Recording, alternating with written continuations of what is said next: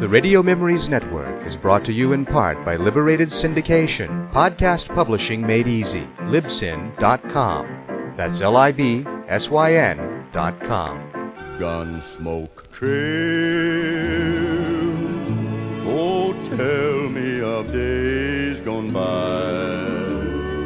Though alone, you still wind your way. All the ghostly horsemen riding as they speed the eastern mail. It's up to you to see them through Gunsmoke Trail. Gunsmoke Trail.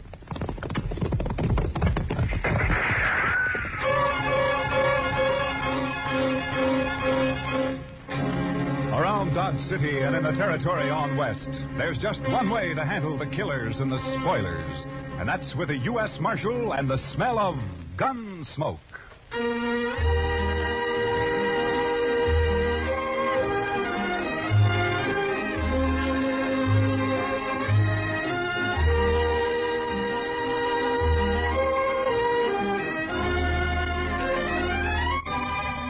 Gunsmoke, starring William Conrad. The transcribed story of the violence that moved west with young America. The story of a man who moved with it. Matt Dillon, United States Marshal.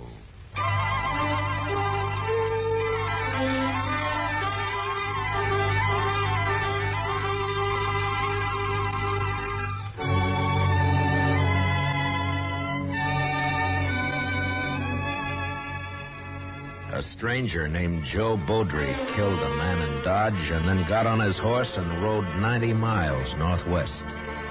He made it across the Smoky Hill River before his horse played out and fell behind a small knoll. Beaudry put a knife in him and settled down to wait. Half hour later, he shot my horse out from under me and crippled Chester's with a slug in the shoulder. And then he gave up. He just threw down his guns and walked toward us across the prairie, his hands in the air. You think it's a trick, Mr. Dillon? I don't know, Chester, but if he makes a move, I'll kill him. Yes, sir.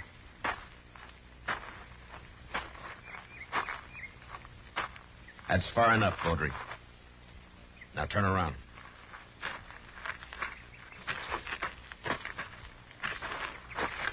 I ain't armed, Marshal. No. You know, I'm curious, Beaudry. Why didn't you shoot it out? I don't want to kill anybody, Marshal. You killed a man in Dodge. He went for his gun. I had to. Some of the witnesses say he didn't. Oh, sure. Friends of his. I heard him. That's why I lit out. Man looks guilty when he runs. You should have stayed and faced it. Now, what there. kind of shake could I get in a strange town, Marshal? Everybody be against me. The law protects you if you're innocent. You'll have to stand trial now anyway. Well, maybe I made a mistake, but I'm still alive. Yeah, and a long way from Dodge. Say, by gracious, that's right. How are we going to get back, Mr. Dillon? Well, we crossed the Overland Express road about 5 miles back. We'll just walk to the road and wait for a stage, I guess. Yeah, but the stage don't go up to Dodge from here, sir. Well, we'll take it into Fort Donner. Maybe the Army will lend us some horses there, and we can turn them back at Fort Dodge. Marshal. Yeah.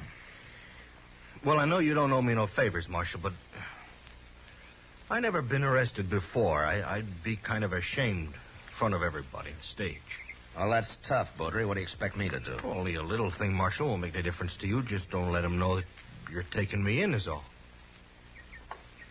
All right, Beaudry. I guess it doesn't matter. Thanks. I'm not wearing a badge anyway. But you make one move, and I'll hog-tie you, and you'll ride on the roof. Or you'll be dead. Well, it's a deal, Marshal. You'll get a fair trial, Beaudry. If you're innocent, you'll go free. Well, if it is a fair trial, I'm going back to California. I don't know why I ever left it. You come from California? Yeah. Hey, Marshal, look, is it all right if I lug my saddle back with me? Yeah, sure. We're not leaving ours. Chester, I'll go with Beaudry and get his guns. Yes, Mr. Dillon. I sure do wish you'd stop closer to the stage road, though, Beaudry. 5 miles is a long way packing a saddle. Go take care of your horse, Chester. Let's get out of here. Yes, sir. It's a doggone shame, though. That was a mighty good horse. Come on, Beaudry.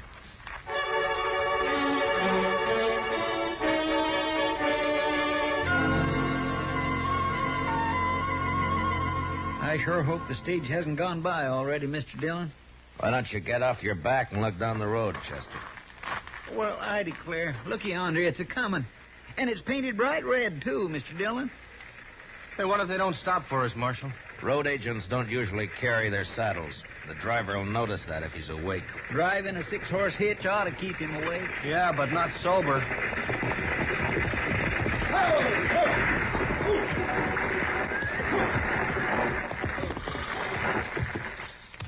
That's a shotgun the messenger's holding. He doesn't need it. We want to ride, that's all. Where's your horses? Marshal, please, you remember what you said. We lost them. You don't look like greenhorns to me. It can happen to anyone. That's good. The one in the middle ain't even armed. Pick him up, Hank. All right, Berryman, it's your treasure box. How far are you going? Fort Downer? It's about 60 miles to Fort Downer. You're crowding us. That'll be 15 cents a mile. 15 cents. How much is that, Mr. Dillon? About $9, Chester. $9 apiece, that is, and payable right here. All right. It's high, but I can't argue with you now. Here you are. 20, 5, 6, 7. All right, mister. Get in. I don't know how the passengers are going to like this, though. You got room for a couple more in here? Anybody can't keep his horse ought to walk home. There's room for 2, maybe, but not 3. Oh? Take a look for yourself, mister. Yeah, I guess you're right. Chester? Oh, now, sir, I can't. I don't want Beaudry on top. You'll have to get up there, Chester. Well, I guess you're right, sir. But I think you fellas ought to charge us less if I can't ride inside. The Overland stage guarantees a ride, mister. Comforts the passengers' problem. Get in, Beaudry. Yeah. Now get fixed somehow. You've held us up long enough. Give me a hand now, there.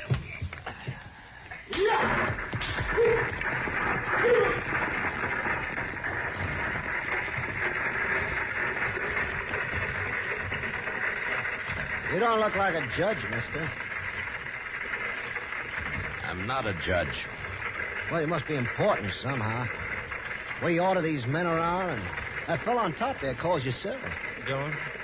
Well, let's just say that I'm sort of the boss of this outfit, mister. What'd you say your name was? I didn't say. It happens to be Dillon. Oh, I'm Zimmer. Old man here called himself Gann. My name is Gann. I ain't ashamed of it.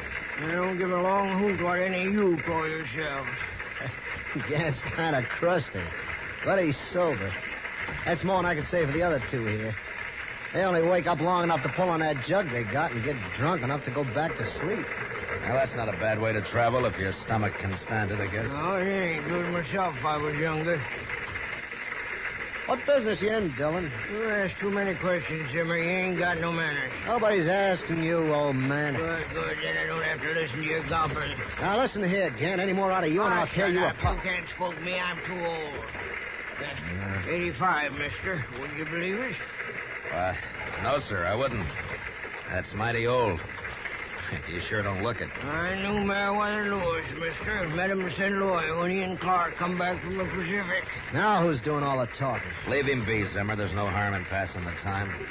Well, look, mister. You may be the boss of these other fellas, but you don't run me. Nobody's trying to run you. Just take it easy. Don't pay him no mind, Dillon. He's just nervous about something. What are you driving at, old man? We'll be at Monument Station in about an hour, Dillon. Spend the night there. Hope the chow's improved. Last time I was there, all I had was fat pork. One passenger says, I never eat fat pork. So the cook told him, well, then just help yourself to the mustard.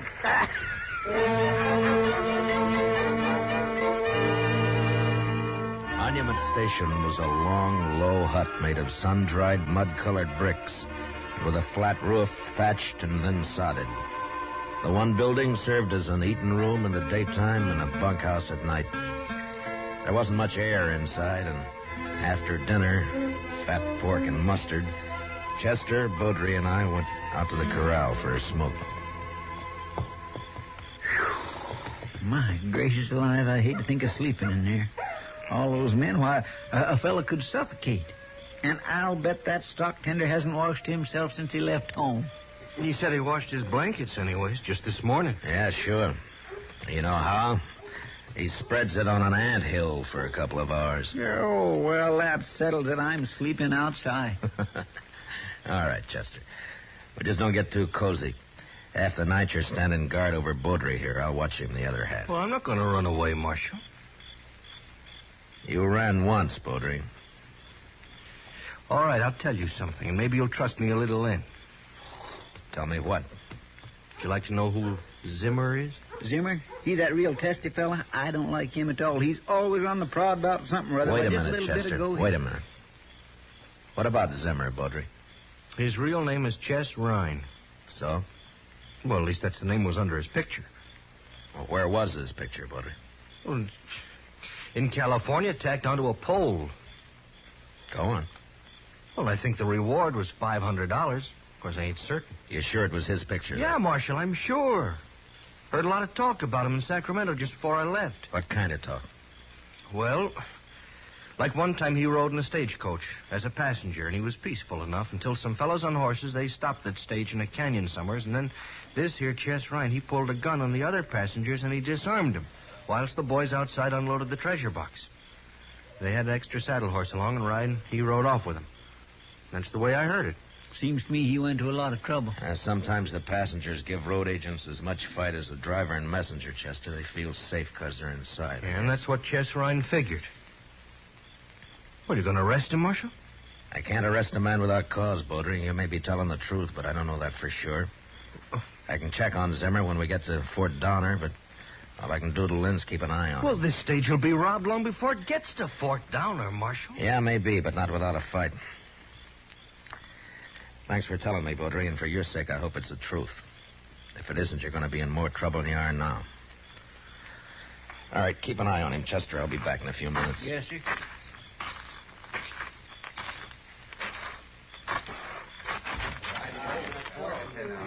Berryman? Yeah? Out here a minute, will you? What's up, mister? I want to talk to you, that's all. Alone. Come on outside, huh? Be right back, Hank. Save some of that whiskey for me. Right, Barry.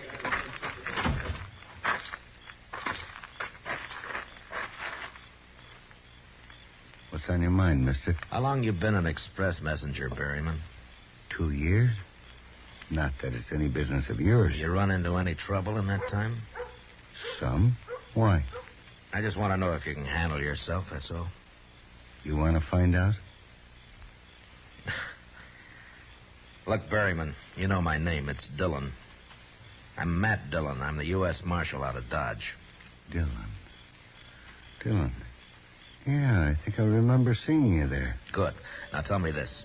You carrying much in that treasure box of yours? The messenger who brought it as far as Pond Creek said it was $50,000, unsigned currency, mostly. Mm-hmm. Something up, Marshal? Well, maybe. Tell me, what's the best place for a holdup between here and Fort Donner? Well, Willow Bend, I expect. Man on a horse could keep hidden there till we were right on top of him. All right, tell the driver to whip those horses through Willow Bend as fast as they'll go. Chester will be on the roof to help you, and I'll sort of organize the passengers inside. Well, now, if there's going to be a holdup, Marshal, you Well, should... I don't know, but we'll play it safe. And, by the way, Berryman, don't let on inside there about this, huh? Or, who I am. All right? Okay, Marshal. Thank you. Good night, Berryman. Night, Marshal. Oh, Marshal, Yeah? we got a jug of station whiskey inside if you want a drink. I don't think it'd do much good.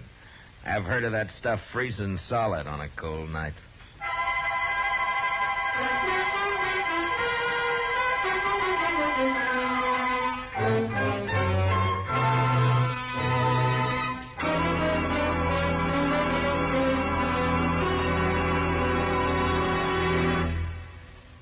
We will return for the second act of Gunsmoke in just a moment.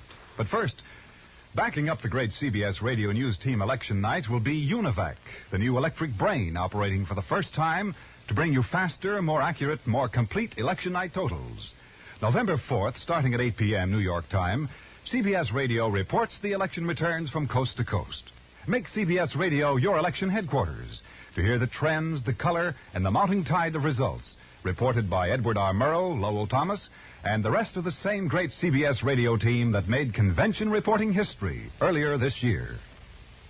Now, the second act of Gunsmoke.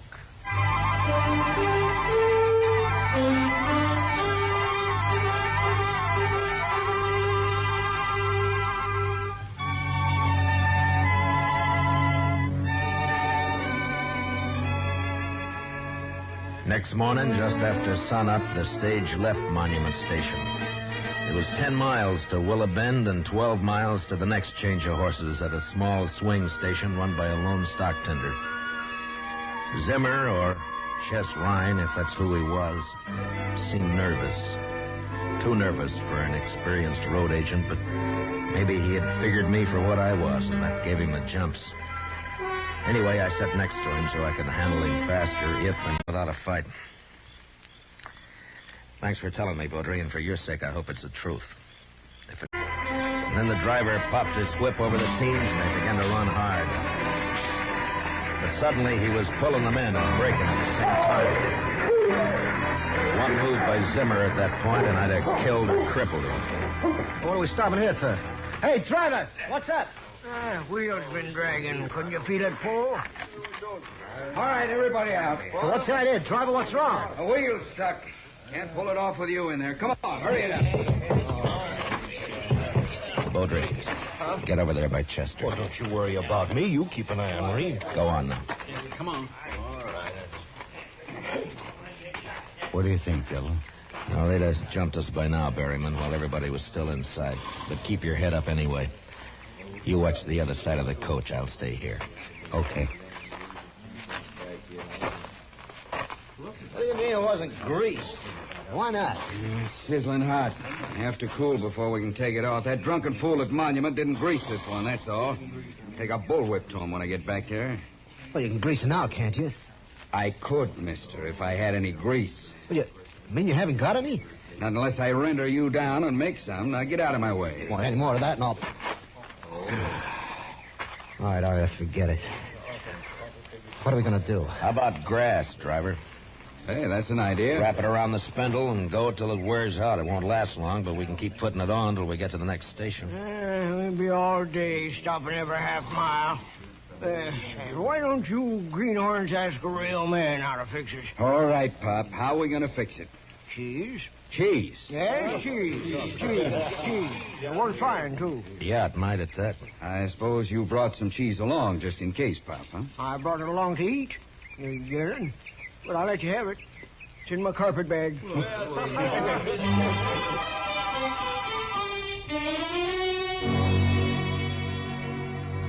Old Gant's cheese worked fine, and we left Willow Bend without more trouble. I began to figure Baudry for a liar, but he just sat there, staring out at the prairie, and said nothing. A few miles further on, as we approached the swing station, I heard a shout from the messenger, and then Baudry pointed ahead, and I leaned out to take a look. The station was a small one-room adobe hut with the usual corral at the rear, but there wasn't a horse in sight. And out of the two windows facing us poured thin streams of white smoke. As the stage pulled to a stop, I saw two arrows embedded in the half-open door. Come on, Jack. Look at them there. Wait a minute. Let me take a look in there. Let's all take a look, Zimmer. Where's the stock tender? They kill him? They tried to fire the place, but it's just smoldering. Who are those two men? I don't know. But this one's still alive. Well, that's the stock tender. But who are those two? Never mind them. They're dead. Scalp. Indians sure must have surprised him, sneaked right up. All right, Berryman, let's get the stock tender out of this smoke. Take his head there. Yeah. They scalped him, too. And he ain't even dead. Never mind that. Just pick him up easy.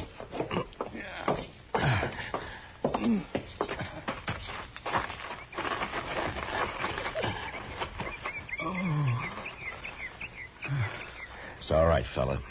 Stage is here. Indians, Comanches, they scalped me. Never even heard them. Ask him who those other men were. What were they doing here? Leave him be. The man's dying. Water. Give me a drink. Chester, Get the water bag. Yes, sir. Can't you let the man alone, Dillon?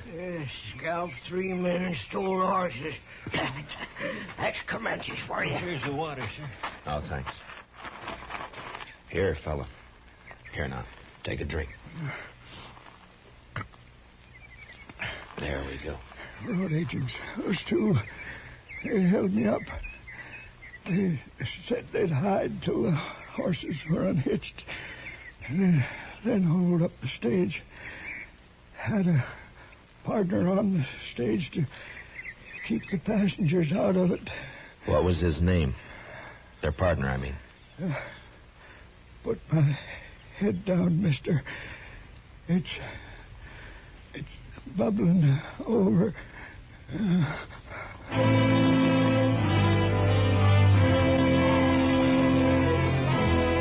The stock tender's eyes clouded up and went blank as I lay his head back. And then there was a scuffle behind me, and before anybody could move, Zimmer grabbed Gant, and using him as a shield, he walked backward toward the stage. The old man stopped struggling when he felt Zimmer's gun on his back, and the rest of us just stood there watching, helpless. First man draws a gun, Gant'll die. You gave yourself away, Chess Rhine. Take it easy, man. Take it easy. This fool's nervous. Shut up. You, driver. Lead those teams down the road a piece, and then come back here. Gant and I'll take the stage alone. Come on. You better do what he says, driver. He's scared enough to shoot. Guess I better. Come on. What are you stopping for? Take him 50 yards down there. Can't do it. That wheel's froze up again. He ain't going anywhere at that stage. Might as well give up right now, you young fool. I never did like you, Gant. Ryan, listen to me. You've made your play and you've lost. If you give up now, the charges will be attempted robbery. If you don't, they'll probably turn into murder. Who are you anyway, mister? I'm a U.S. Marshal. Well, you're not arresting nobody. Not unless you want Gant dead. You make a move and his blood will be on your hands, Marshal. You can't hold him there forever, Ryan. The stage going west passes through sometime today. What'll you do then? He's right. That stage passes this station about noon. I drive it myself half the time. I'll think of something. First, I want all you men to unload your weapons. Line up and throw them in a pile there. One at a time. Would you even start to try anything, and I'll blow a hole in the old man. You think you would, Mr. Dillon? He's so nervous now, it's a wonder he doesn't do it by accident, Chester. I get going, don't stand there. One at a time now. And use 2 fingers to do it. All right, man, you better do as he says. Now? Go ahead. Easy. All right. Next man. Baudry. Yeah?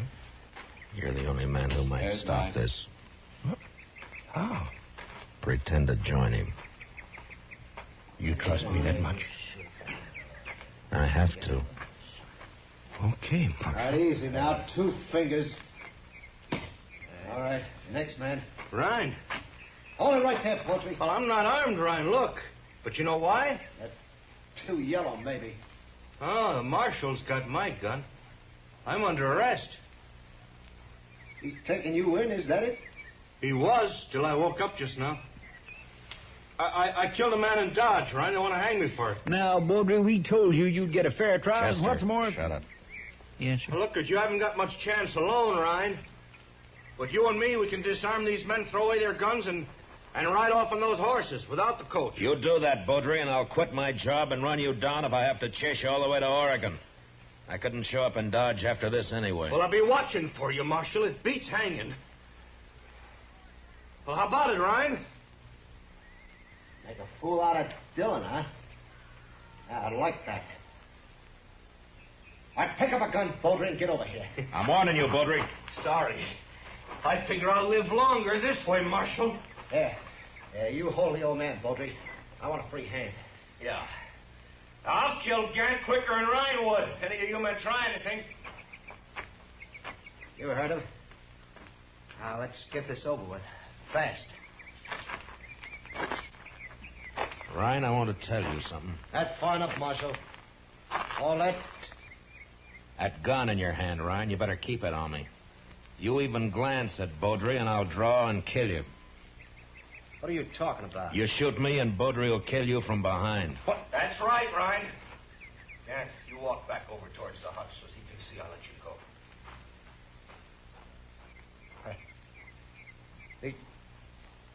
He'd trick you, too. But I can still kill you, Marshal. Yeah, that's right, Ryan. You can still kill me. But I'm paid to die. I settled that in my mind when I took this job. It's only a matter of time. But what about you, Ryan? You ready to die? You can't do this. I'm doing it, Ryan. I'm doing it now. I'm going to walk right up to you, and you're going to give me that gun. Stop, Marshal. Don't. In your spine if you shoot, Ryan. Let me have the gun, Ryan. Easy, No. Ryan. Now! Did he hit you, Mr. Dillon? No, he waited a second too long. Worked, Marshal. Fight. Oh, you worked.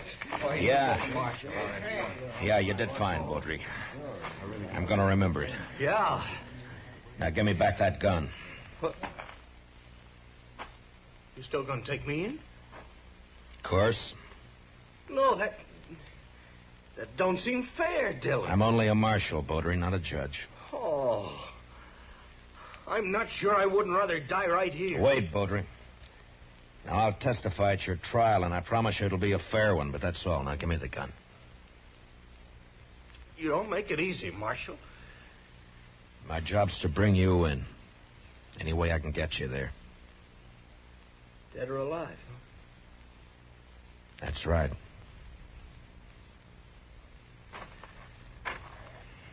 Here's the gun. Thank you.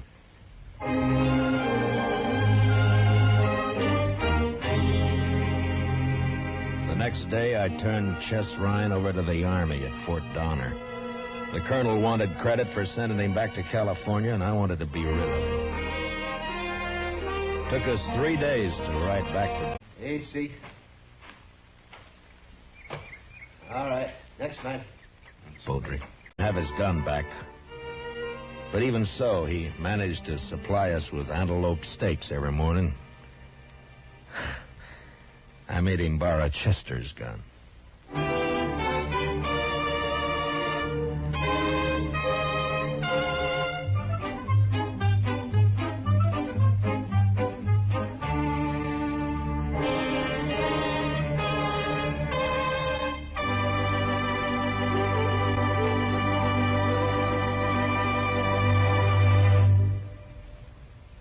Gunsmoke, transcribed under the direction of Norman MacDonald, stars William Conrad as Matt Dillon, U.S. Marshal. Tonight's story was specially written for Gunsmoke by John Meston, with music composed and conducted by Rex Corey. Featured in the cast were Lawrence Dobkin and Lou Krugman, with Vic Perrin, Junius Matthews, Jim Nusser, and Ralph Moody. Parley Bayer is Chester. Gunsmoke is heard by our troops overseas through the facilities of the Armed Forces Radio Service.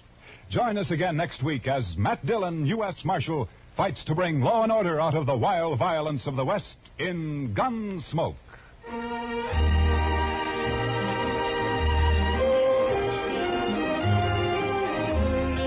Thousands of acres of timber are afire in the Midwest, New England, Far West, and southern areas. This is a word of warning to all who may be in or near woodlands. Take every precaution to avoid setting fires with cigarettes, matches, campfires. Timber is vital to America's defense.